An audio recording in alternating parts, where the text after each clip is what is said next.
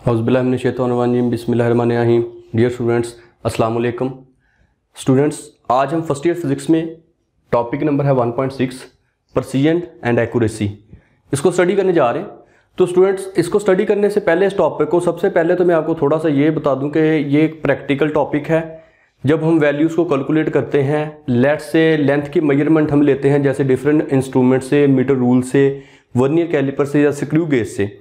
और स्टूडेंट्स, इसके अलावा जो है इसमें हम परसाइज वैल्यू का भी बताएंगे, कब वैल्यू परसाइज कब होती है, वैल्यू एक्यूरेसी के कब हम कंसिडर करते हैं कि एक्यूरेट वैल्यू किस वैल्यू को कहा जाता है। तो सबसे पहले तो डियर स्टूडेंट्स, प्रिसीजन और एक्यूरेसी को मैं कंपैरिजन करके बयान करूंगा, देन इसकी एग्जांपल्स लेंगे और इसमें जो है हम अनसर्टेनिटी के बारे में भी पढ़ेंगे। अनसर्टेनिटी के बारे में पिछले लेक्चर में अपने डिस्कस मैं कर चुका हूं। इस लेक्चर में दोबारा जो है वो अनसर्टेनिटीज़ को एक दफ़ा जिक्र करेंगे उसका, और एक दफ़ा उसको बयान करेंगे अनसर्टेनिटीज़ को। तो स्टूडेंट्स, शुरू करते हैं हम। तो मैंने पॉइंट्स में जो है प्रिसीजन को और एक्यूरेसी को जो लिख लिया है ताकि इस पर जो है वो क्लियर हो सके कंसेप्ट। तो सबसे पहले स्टूडेंट्स, जो प्रिसाइज वैल्यू होती है वो कंसिस्टेंट वैल्यू होती है, कंसिस्टेंट रिजल्ट होता है। यानी लेट से हमको प्रैक्टिकल परफॉर्म कर रहे हैं, लेट से वैल्यू कैलकुलेट कर रहे हैं हम ग्रेविटेशन एक्सेलरेशन जी की, जिसकी एग्जैक्ट वैल्यू 9.8 है, लेकिन हम बार बार एक्सपेरिमेंट कर रहे हैं। तो 9.4, 9.5, 9.4, 9.5 अगर कल वैल्यूज आती जाएं तो ये अब मैं कहूंगा कि प्रिसाइज वैल्यू आ गई है। जबकि एक्यूरेट वैल्यू से क्या मुराद होता है, एक्यूरेसी से क्या मुराद होता है कि ऐसी वैल्यू जो एग्जैक्ट वैल्यू के करीब आ जाए, कैलकुलेटेड वैल्यू के जो हम करते हैं वो बिल्कुल एक्यूरेट एग्जैक्ट वैल्यू के करीब हो। जैसे ग्रेविटेशन एक्सेलरेशन की वैल्यू 9.8 है तो 9.7 आ जाए तो ये इसको हम एक्यूरेट कंसीडर करेंगे। 9.7 या 9.8 एग्जैक्ट आ जाए तो हम कहेंगे कि कैलकुलेटेड वैल्यू जो है वो हमारी एक्यूरेट वैल्यू के बिल्कुल करीब आई है, तो ये टर्म एक्यूरेसी हम यूज करेंगे। फिर अब प्रिसीजन और एक्यूरेसी को जो हम डिफरेंशिएट कैसे कर सकते हैं, मैंने तीन पॉइंट्स लिखे हैं स्टूडेंट्स। पहला पॉइंट जो है, a precise measurement is the one which has less absolute uncertainty. अब यहाँ पे एक लफ्ज जिक्र हुआ है एब्सोल्यूट अनसर्टेनिटी का, मैं इसको अंडरलाइन कर देता हूँ। मैं इसी लेक्चर में अपने आप को जो है ये पॉइंट खत्म होने के बाद एब्सोल्यूट अनसर्टेनिटी के बारे में बताऊंगा। और एक्यूरेट वैल्यू क्या होती है, an accurate measurement is the one which has less fractional और परसेंटेज अनसर्टेनिटी। ऐसी वैल्यू जिसकी फ्रैक्शनल या परसेंटेज अनसर्टेनिटी जो है वो कम हो, वह वैल्यू जो होती है ज्यादा एक्यूरेट होती है। ये भी एग्जांपल के थ्रू इस चीज को भी बयान करेंगे। दूसरा पॉइंट है, precision depend upon the quality of the instrument. यानी जो प्रिसाइज वैल्यू होती है, प्रिसीजन जो कर होती है, वो इंस्ट्रूमेंट जिससे हम मेजरमेंट परफॉर्म कर रहे हैं, लेट से मीटर रॉड से हम जो मेजरमेंट परफॉर्म करेंगे वो डेफिनेटली डिफरेंट होगी जो वर्नियर कैलिपर से परफॉर्म की है, क्योंकि लीस्ट काउंट का फर्क पड़ जाता है और इससे जो है वैल्यू की एक्यूरेसी और प्रिसीजन पे भी फर्क पड़ता है। लेकिन जो एक्यूरेट वैल्यू होती है वो फ्रैक्शनल और परसेंटेज अनसर्टेनिटी के ऊपर ही डिपेंड करती है। यानी दूसरे लफ्जों में कहा जा सकता है कि एक्यूरेसी जो है हमें कैलकुलेशन करने के बाद पता लगती है कि कौन सी वैल्यू जो है ज्यादा एक्यूरेट आई है। इसके बाद स्टूडेंट, तीसरे नंबर पे जो पॉइंट है, जो प्रिसीजन होती है वो क्या बताती है, tell us about the how close are two measurements, के दो वैल्यूज जो हमने कैलकुलेट की हैं कितनी करीब हो सकती हैं। वेयर एज एक्यूरेसी जो है वो हमें कैसे पता लगे, एक्यूरेसी जो है tell us about closeness of measured value to the exact value. जैसे मैंने आपको ग्रेविटी की वैल्यू को जो है एग्जांपल दी है कि स्टूडेंट्स के 9.8 एग्जैक्ट वैल्यू है, 9.8 की बजाय 9.7 तक जो वैल्यू आ जाए, यानी कैलकुलेटेड वैल्यू को जो है एग्जैक्ट वैल्यू के करीब अगर कंसीडर किया जाए तो ये हमें एक्यूरेसी में पता लगता है। अब स्टूडेंट्स, आपको जो है वो मैं आपको एग्जांपल के थ्रू ये एब्सोल्यूट अनसर्टेनिटी और फ्रैक्शनल और परसेंटेज अनसर्टेनिटी के बारे में बताऊंगा। मैंने इसको अंडरलाइन कर लिया था और इसी को मैं नीचे जो है वो कंपैरिजन में आपको बता भी दूंगा कि एब्सोल्यूट अनसर्टेनिटी की क्या मुराद है और फ्रैक्शनल और परसेंटेज अनसर्टेनिटी से क्या मुराद है। तो स्टूडेंट्स, पहले तो मैं जो है वो एब्सोल्यूट अनसर्टेनिटी को बयान करता हूं। Absolute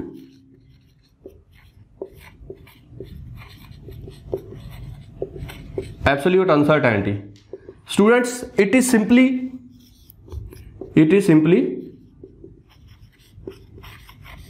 the least count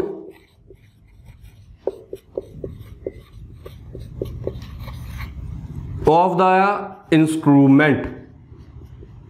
It is simply the least count of the instrument यानी स्टूडेंट जो है ये सादा तरीन लफ्ज़ों में अगर बयान करें तो ये इंस्ट्रूमेंट का लीस्ट काउंट है। जैसे जो हमारे पास मीटर रॉड होता है जिसको आप मीटर रूल भी कह लेते हैं, तो मीटर रूल का मैं रूल ही लिख देता हूँ। मीटर रूल का लीस्ट काउंट जो है वो 0.1 सेंटीमीटर अगर सेंटीमीटर में किया जाए। इस तरह वर्नियर कैलिपर में मैं इसको VC लिख रहा हूँ, वर्नियर कैलिपर इसका 0.01 सेंटीमीटर लीस्ट काउंट होता है। और स्क्रू गेज मैं इसको सिंपली SG लिख रहा हूँ, बेटा इसका जो है वो 0.001 सेंटीमीटर लीस्ट काउंट होता है। तो एब्सोल्यूट अनसर्टेनिटी जो होती है स्टूडेंट्स वो लीस्ट काउंट ही होती है, दूसरे लफ्जों में इंस्ट्रूमेंट का। मैंने आपको 3 एग्जाम्पल के थ्रू ये चीज को वाज़ेह भी किया है। अब आ जाए फ्रैक्शनल और परसेंटेज अनसर्टेनिटी क्या होती है। तो स्टूडेंट देखते हैं फ्रैक्शनल या परसेंटेज अनसर्टेनिटी क्या होती है। फ्रैक्शनल अनसर्टेनिटी स्टूडेंट्स इसके बारे में जो है डिस्कस करते हैं कि जो फ्रैक्शनल या परसेंटेज अनसर्टेनिटी होती है इसमें जो है स्टूडेंट्स वो 2 चीज़ों के बारे में हमें पता होना चाहिए। वो है स्टूडेंट्स एक तो लीस्ट काउंट और दूसरा मेजर्ड वैल्यू। तो लीस्ट काउंट जो फ्रैक्शनल अनसर्टेनिटी होती है, fractional uncertainty is equal to the least count over measured value. यानी मेजर्ड वैल्यू जो हमें किसी भी इंस्ट्रूमेंट से जो है वो कैलकुलेट की होती है। लेट्स से मैं एक पैमाइश को यहां पे लिखने जा रहा हूं। एक तो जो है जिस इंस्ट्रूमेंट को यूज करेंगे उसी का लीस्ट काउंट यूज करेंगे। जैसे लेट्स से मैं एक पैमाइश करता हूं 25.5 सेंटीमीटर। अब स्टूडेंट्स 25.5 सेंटीमीटर की पैमाइश है तो जाहिर सी बात है इस पैमाइश को जो है मीटर रूल के थ्रू लिया जा सकता है। तो मीटर रूल का लीस्ट काउंट जो है वो ऊपर लिखेंगे। लेट्स से मैं कहता हूं 0.1 सेंटीमीटर जो है वो लीस्ट काउंट है मीटर रूल का, और जो उसकी मेजर्ड वैल्यू है लेट्स से मैंने को 25.5 सेंटीमीटर की जो है वैल्यू मेजर की है। अगर आप 0.1 सेंटीमीटर को जो है 25.5 सेंटीमीटर से डिवाइड करते हैं तो स्टूडेंट इसका को आंसर जो है वो आएगा हमारे पास 0.004 इसका आंसर आ जाएगा। तो ये हमारे पास स्टूडेंट्स क्या है फ्रैक्शनल अनसर्टेनिटी। अब फ्रैक्शनल अनसर्टेनिटी से मिलती जुलती टर्म ही है परसेंटेज अनसर्टेनिटी। परसेंटेज अनसर्टेनिटी में हम करते क्या है least count over measured value, least count over measured value multiply by 100।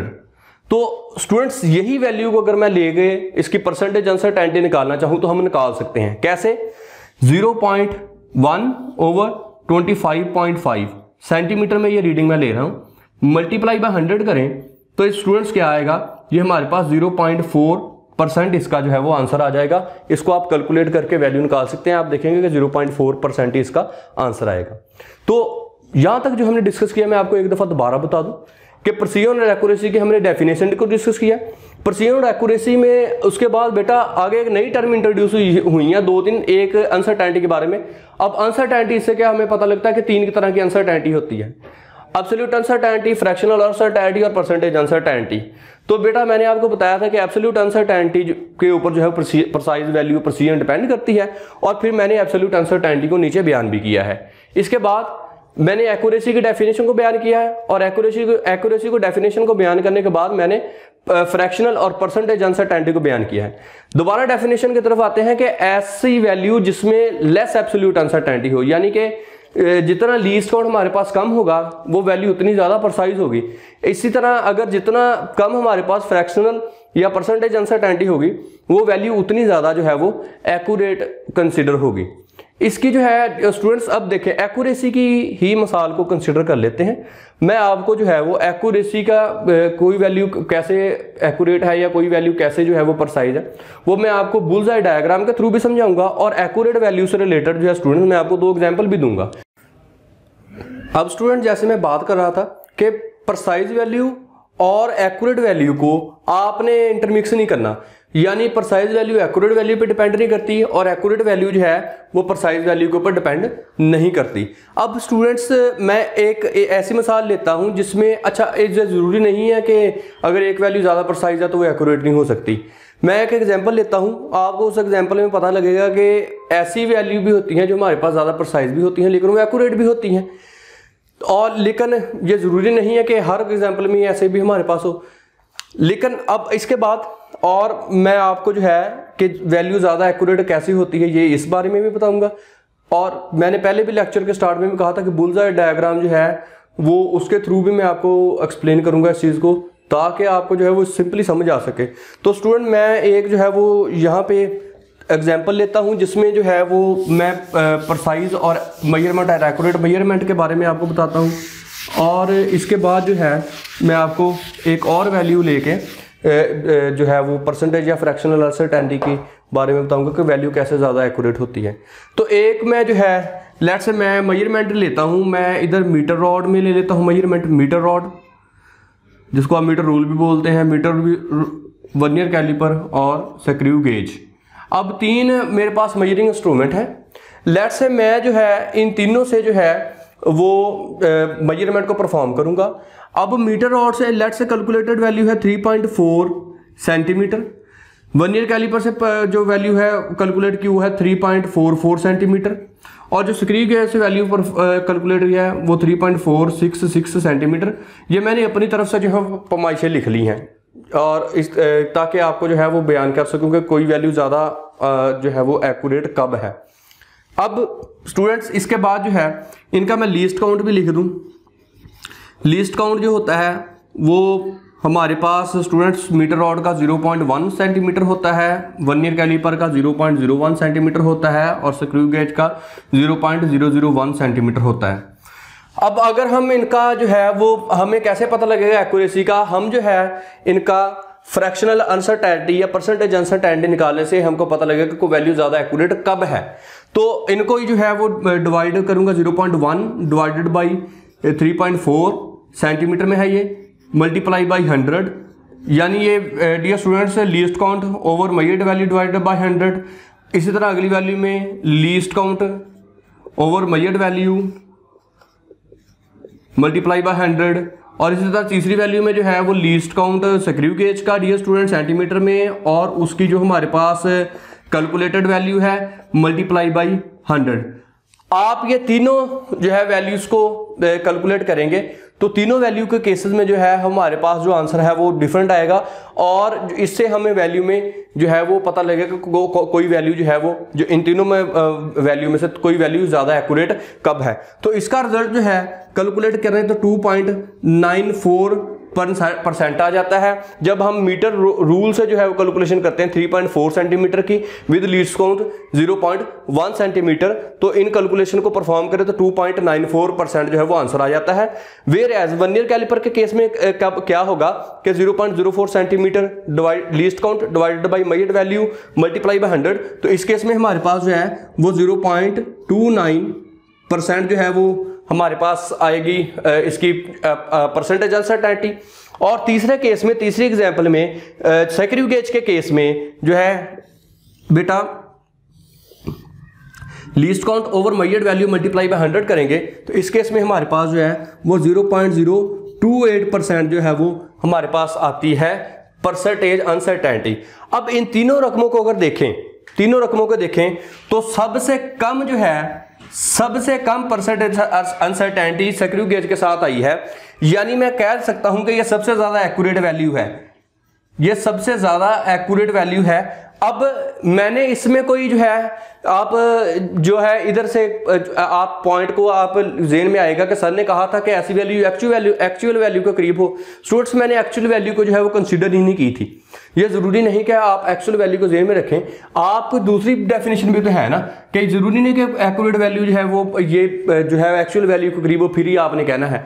आपने डेफिनेशन में पढ़ा है कि ऐसी वैल्यू एक्यूरेट वैल्यू होती है जो जिसमें लेस फ्रैक्शन या परसेंटेज अनसर्टेनिटी आए। तो सबसे कम परसेंटेज अनसर्टेनिटी स्क्रू गेज के केस में आई है, तो ये वैल्यू जो है ज़्यादा हमारे पास स्टूडेंट्स क्या है, हमारे पास ये वैल्यू एक्यूरेट है। इस केस में जो है ये ज़्यादा प्रिसाइज वैल्यू भी आएगी, क्योंकि ये देखें इसमें प्रिसाइज वैल्यू में पढ़ा था कि लेस एब्सोल्यूट अनसर्टेनिटी हो, और एब्सोल्यूट अनसर्टेनिटी को जब हमने केस पढ़ा था तो मैंने आपको बताया था कि एब्सोल्यूट अनसर्टेनिटी जो होती है वो simply least count of the instrument होता है, यानी जितना कम least count of the instrument है उतनी वो जो है वो ज्यादा जो है प्रिसाइज वैल्यू देगा। अब जो है दो मैं एग्जांपल, एक एग्जांपल मैं ऑलरेडी यहाँ पे लिखा रहने दूंगा और दूसरी एग्जांपल मैं जो है यहाँ पे लिख के आपको जो है वैल्यू के जो है वो एक्यूरेट होने के बारे में बताऊंगा। अब जरूरी नहीं है कि मैंने कह दिया कि जी ये स्क्रू गेज से जो पैमाइश ली गई है तो ये ज्यादा स्क्रू गेज ही पैमाइश को एक्यूरेट देगा। स्टूडेंट्स ये देखें, ये मैंने पैमाइश ली थी जो least count over measured value metre rule के थ्रू, तो मेरे पास कितनी परसेंटेज अनसर्टेनिटी आई है? 0.4%।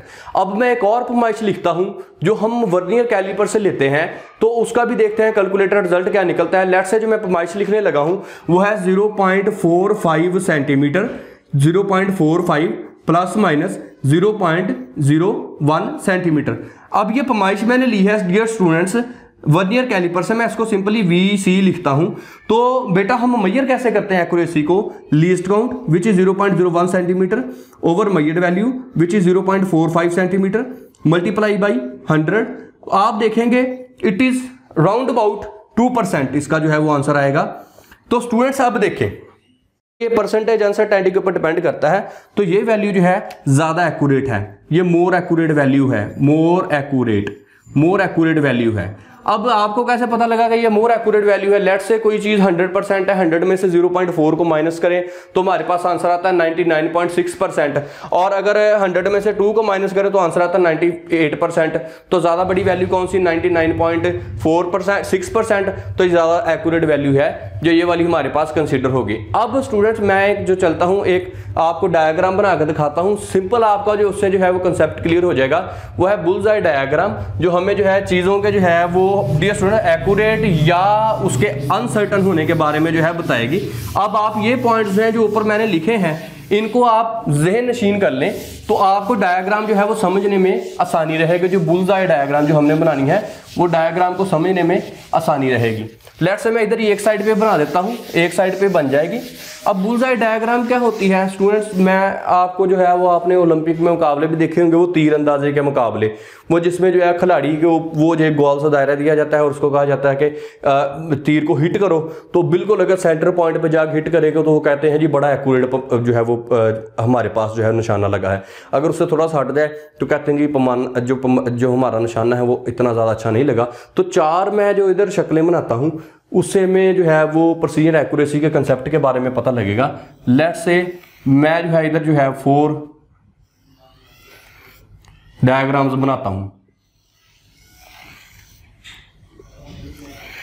दूसरी डायग्राम होगी स्टूडेंट्स, अब ये तीसरे नंबर पे डायग्राम है और ये मेरे पास जो है वो चौथी डायग्राम है। अब लेट्स से आपने जो है वो निशाने लगाए। फर्स्ट केस में जो है वो सारे के सारे निशाने जो हैं वो बाहर की जानब लग गए। लेट्स से ये सारे के सारे निशाने जो हैं वो निशान के करीब करीब, ये सेंट्रल पॉइंट के करीब करीब आए नहीं हैं, ना ही तो ये एक जगह पे इकट्ठे पॉइंट हुए हैं और ना ही तो ये सेंट्रल पॉइंट जो हमारा असल टारगेट है उसके करीब करीब आए हैं। लेट्स से कि हमारा असल टारगेट जो है ये वाला दरमियान वाला सेंट्रल पॉइंट है। मैं एक और जो है इसके अंदर थोड़ा सा दायरा छोटा बना देता हूँ। ये वाला लेट्स से हमारा सेंट्रल पॉइंट है। इस केस में ना तो सेंट्रल पॉइंट के करीब है ना ही सारे पॉइंट इकट्ठे हैं, तो इसको मैं कहूँगा कि लेस प्रिसाइज है, लेस प्रिसाइज वैल्यू है ये, और लेस जो है अनसर्टन है, एंड लेस प्रिसाइज है and less accurate. Sorry uncertain का वर्ड बोला गया, लेस प्रिसाइज और लेस एक्यूरेट। दूसरे केस में क्या करता हूं मैं स्टूडेंट्स, इस केस में देखा कि ये वैल्यू ना ही तो ज्यादा प्रिसाइज आई है और ना ही ज्यादा जो है वो एक्यूरेट आई है। अब दूसरा केस पढ़ने जा रहे हैं कि उसको इसमें देखते हैं कि हम क्या बयान करते हैं। इस केस में लेट्स से कि सारे जो निशाने हैं वो जो है एक्यूरेट वैल्यू के जरा करीब करीब लग गए। तो देखिए स्टूडेंट्स, तो दूसरे केस में मैंने बताया कि इस केस में ये वैल्यू ज्यादा एक्यूरेट आई है लेकिन लेस प्रिसाइज आई है। अब तीसरे केस की तरफ चलते हैं कि जो सारे पॉइंट हैं वो एक्यूरेट वैल्यू से दूर लगे लेकिन सारे पॉइंट इकट्ठे लग गए। ये इस केस में हम कहेंगे कि this is less accurate but more precise, ये कम एक्यूरेट वैल्यू है या लेकिन ज्यादा परसाइज वैल्यू आई है स्टूडेंट्स, वो मुझे कैसे पता लगा है कि देखें ये सारे पॉइंट्स जो एक जगह पे इकट्ठे लगे हिट हुए हैं लेकिन ये एक्यूरेट वैल्यू से दूर हैं। तो अब ये देखें एक वैल्यू दूसरे वैल्यू के हिसाब से हम कंपेयर कर रहे हैं इसमें, लेकिन एक्यूरेसी का यहाँ पे कोई जिक्र नहीं आ रहा, तो ये वैल्यू ज्यादा परसाइज होगी। आखिरी रिजल्ट जो है, आखिरी रिजल्ट में हम देखते हैं कि सारे के सारे अगर जो है हमारे टारगेट्स जो हैं वो बिल्कुल सेंट्रल पॉइंट पे हिट कर जाए, इकट्ठे हिट कर जाएं, तो ये more precise and more accurate, तो ये स्टूडेंट्स जो है ज्यादा प्रिसाइज और ज्यादा एक्यूरेट रिजल्ट आता है। तो ये स्टूडेंट्स हमारा जो है वो आज का टॉपिक था। आप इस बुलाई डायग्राम को एक दफा जरा गौर से देख लें। तो स्टूडेंट्स यही आज तक हमारा टॉपिक था प्रिसीजन एक्यूरेसी का। डेफिनेशन के थ्रू भी इसको बयान किया, कंपैरिजन किया, एग्जांपल्स दी, ज्यादा प्रिसाइज वैल्यू कब होती है, ज्यादा एक्यूरेट वैल्यू कब होती है, ये हमने डिस्कस किया चीजें। मिलते हैं हमारे नेक्स्ट टॉपिक की वीडियो में, तब तक के लिए अल्लाह हाफिज।